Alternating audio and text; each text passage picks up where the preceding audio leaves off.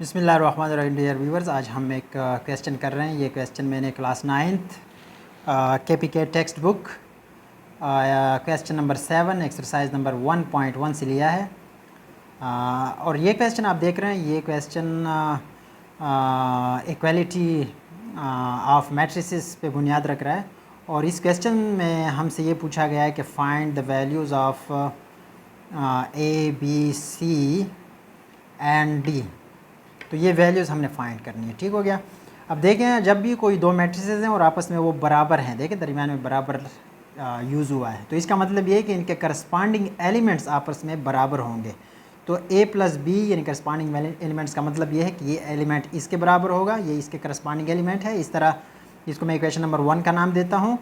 B plus 2C ये बराबर होगा 4 के, इसको मैं इक्वेशन नंबर 2 का नाम दे रहा हूँ। इस तरीके से 2C प्लस D ये वाला एलिमेंट बराबर होगा 8 के, इसको इक्वेशन नंबर 3 का मैं नाम दे रहा हूँ। और इसके बाद इस एलिमेंट पे आते हैं 2A माइनस D ये बराबर होगा 0 के, इसको इक्वेशन नंबर 4 का मैं नाम दे रहा हूँ। अब देखिए इसको हल करने का तरीका क्या है। हल करने का तरीका ये है कि हमारे पास 4 इक्वेशंस हैं और हमारे पास 4 वेरिएबल्स हैं। ये ज़रूरी है कि जितने वेरिएबल्स हों इतने हमारे पास इक्वेशनें हों। देखिए हमारे पास 4 इक्वेशंस हैं और हमारे पास 4 वेरिएबल हैं, तो हम इन सारे वेरिएबल्स की वैल्यूज़ आसानी से हम निकाल सकते हैं। देखें, सबसे पहले हम क्या करने वाले हैं, हम ऐसे करते हैं कि इन दो में से B को ख़त्म करते हैं और यहाँ से हम D ख़त्म करते हैं दोनों इक्वेशन से।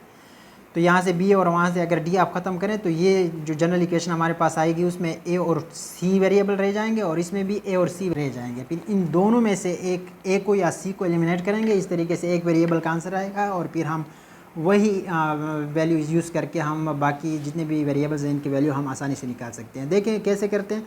सबसे मैं पहले ये कर रहा हूँ कि subtracting equation 2 from equation 1।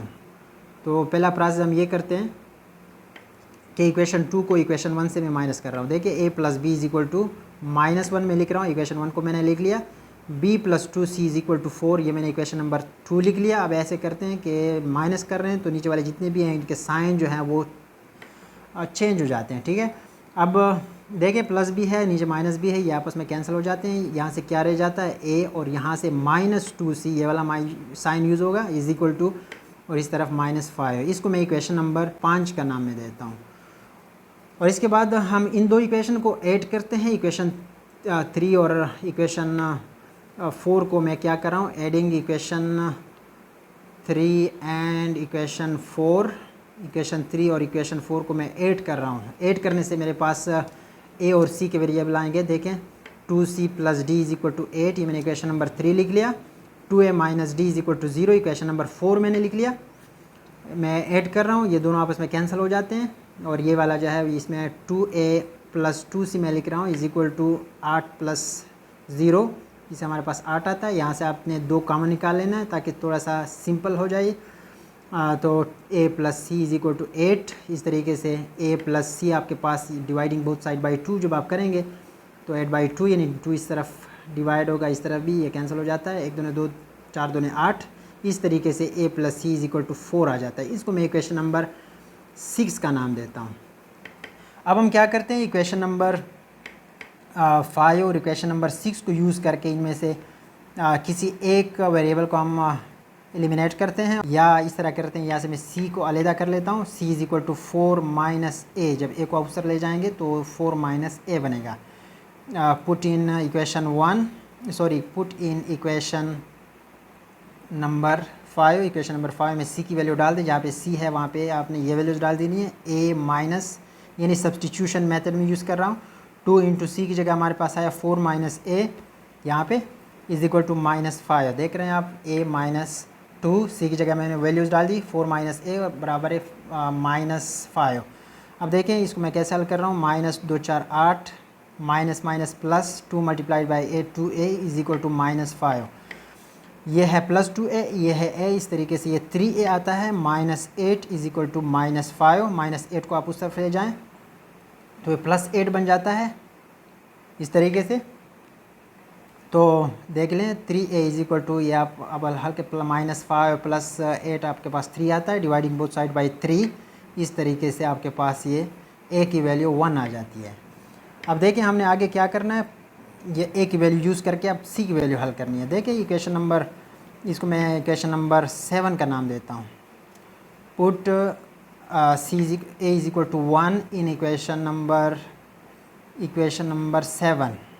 Equation number 7 में आप इसको डाल दें तो C is equal to 4 minus, ये ए की जगह मैंने क्या डाल दिया, 1 डाल दिया। तो इस तरीके से सी की वैल्यू हमारे पास 3 आ गई। तो ए की वैल्यू भी हमें मालूम हो गई, सी की वैल्यू भी फाइंड हो गई। अब हम आते हैं बी और डी की वैल्यू की तरफ। देखें अगर इक्वेशन नंबर 2 को आप देख लें, equation number 2 using equation number 2 तो इक्वेशन 2 को जब आप यूज़ करेंगे तो वहाँ पे सी की वैल्यू डाल के आप बी की वैल्यू आसानी से निकाल सकते हैं। यानी b plus 2c is equal to 4, ये इक्वेशन नंबर 2 है। b is equal to 2c को उस तरफ ले जाएं तो ये आपके पास 4 माइनस 2c बनेगा। इस तरीके से b is equal to 4 minus, यहाँ पे c की जगह हमने 3 वैल्यू डाल देनी है। तो इस तरीके से b is equal to 4 minus 2 3 6 और b की वैल्यू आपके पास आ गई -2। ये आपके पास b की वैल्यू आ गई।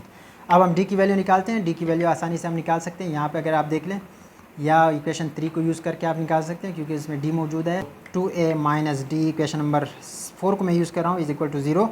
d को उस तरफ आप ले जाएँ, d को जब उस तरफ ले जाएंगे वो प्लस हो जाएगा, 0 के साथ ऐड करेंगे तो वही d रहेगा। तो दिस इम्प्लाइज दैट d का मतलब क्या हुआ, d is equal to 2 into a की वैल्यू इसमें डाल दे, a की वैल्यू 1 है हमारे पास, 1 डाल दी। इस तरीके से d हमारे पास 2 आ गया। तो हमने ये इक्वेशन, जितनी भी इक्वेशंस थी इनको यूज़ करके हमने a, b, c और d की वैल्यूज़ निकाली हैं।